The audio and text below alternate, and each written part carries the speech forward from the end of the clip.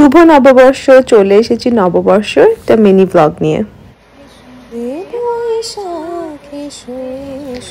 তো আজকে আমাদের বাড়িতে আমাদের কিছু বাঙালি বন্ধুদেরকে নেমন্তন্ন করেছি, আর আমি রান্না করছি সব বাঙালি খাবার দাবার। দেখো কি পেয়েছি, ইলিশ মাছ। তো ইলিশ মাছের ভাপা হবে, টক ডাল, ভাজা।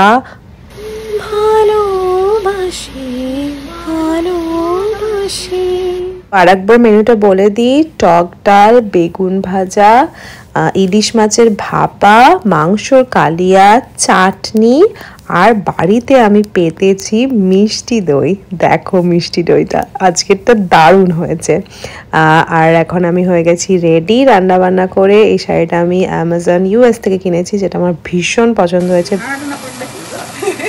এখন আমি ভাজছি বেগুন। আমাদের খাওয়া দাওয়ার টাইম হয়ে গেছে, বন্ধুরা এসে গেছে। আর এই দেখে নাও আমাদের সব মেনু আজকে, সব আমি একা হাতে রান্না করেছি। তোমরা কিভাবে নববর্ষ পালন করলে আমাকে কিন্তু অবশ্যই জানিও।